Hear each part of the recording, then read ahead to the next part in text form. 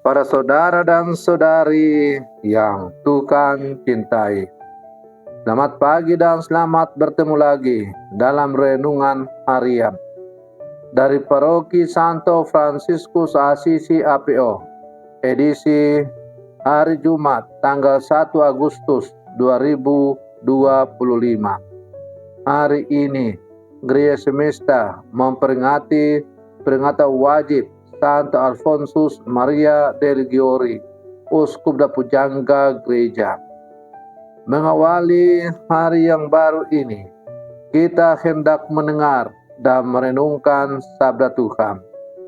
Marilah sebelum kita mendengar dan merenungkan sabda Tuhan, kita berdoa. Dalam nama Bapa dan Putra dan Roh Kudus. Amin.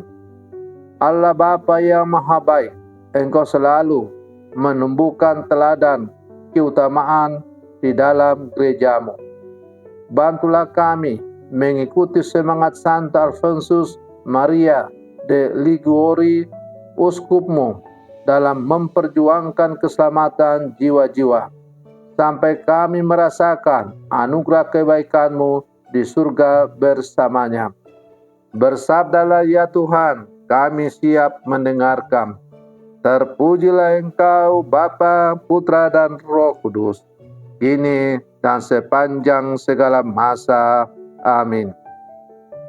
Para saudara dan saudari yang Tuhan cintai, sabda Tuhan yang hendak kita dengar dan kita renungkan untuk mengawali hari yang baru ini, hari pertama dalam bulan Agustus, diambil dari Injil Matius pasal 13 ayat 54, ayat 55, 56b sampai 58. Tuhan bersamamu. Inilah Injil suci menurut Matius. Pada suatu hari, Yesus kembali ke tempat asalnya. Di sana ia mengajar orang di rumah ibadat mereka. Orang-orang takjub dan berkata, "Dari mana diperolehnya hikmat itu? Bukankah dia ini anak tukang kayu? Bukankah ibunya bernama Maria dan saudara-saudaranya Yakobus, Yusuf, Simon dan Yudas? Dari mana diperolehnya semuanya itu?" Lalu mereka kecewa dan menolak dia. Maka Yesus berkata kepada mereka, "Seorang nabi dihormati di mana-mana, kecuali di tempat asalnya sendiri dan di rumahnya." Karena ketidakpercayaan mereka itu, maka Yesus tidak mengerjakan banyak mujizat di situ. Demikianlah sabda Tuhan.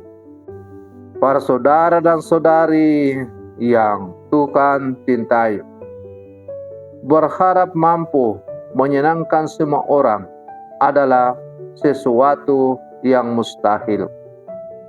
Sebab penilaian setiap orang sangat bergantung pada pengalaman, pandangan, dan pemikiran yang berbeda satu sama lain.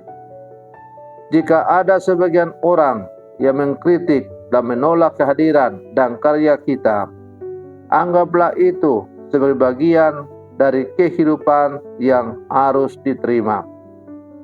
Dari sekian banyak kritik dan penolakan, tidak ada yang lebih terasa keras daripada penolakan dari kerabat dan tetangga yang dikenal sejak masa kecil.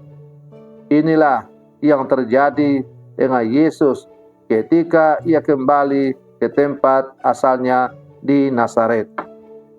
Para saudara dan saudari yang Tuhan cintai, ketika Yesus mengajar di rumah ibadah di Nazaret, orang-orang Nazaret takjub atas kepandaiannya dalam menjelaskan kitab suci. Mereka tidak pernah menyangka Yesus yang adalah anak tukang kayu sekarang telah menjadi seorang rabi atau guru dan memiliki murid-murid. Anehnya, bukannya bangga akan Yesus yang menjadi orang hebat, tetapi justru menolak dia karena latar belakangnya. Ia akhirnya tidak melakukan mujizat di tengah mereka karena hati dan pikiran mereka sudah tertutup kepadanya. Para saudara dan saudari yang Tuhan cintai, jika sikap iri hati, benci, dan tidak mau menerima pencapaian yang diraih orang lain sudah menguasai seseorang, sebaik apapun perbuatan yang akan dilakukan tetap tidak akan diterima. Sebaliknya, sikap rendah hati akan membuat orang mengasihi orang lain dan mujizat apapun dari Allah akan terjadi. Apakah kita ini seperti orang-orang Nazaret yang tidak mau menerima kehadiran orang lain karena asal-usul yang sederhana, karena suku dan ras yang berbeda? Ataukah kita memiliki hati yang mau membuka diri terhadap siapa saja yang membawa keselamatan dari Allah?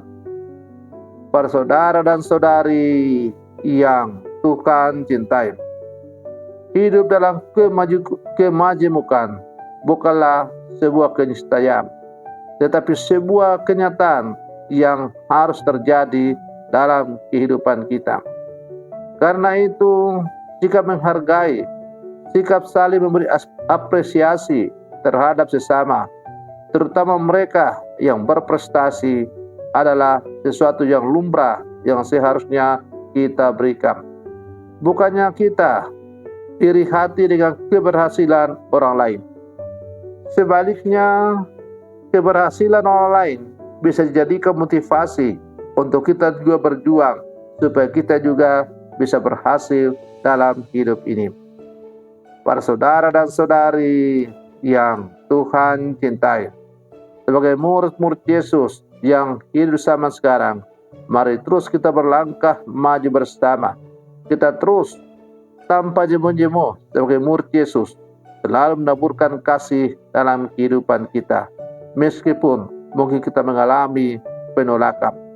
Tapi yakin dan percayalah bahwa sebagai murid Yesus pasti akan tiba saatnya kita akan menikmati hidup berbahagia bersama dengan Dia. Selamat pagi, Tuhan Yesus memberkati kita semua.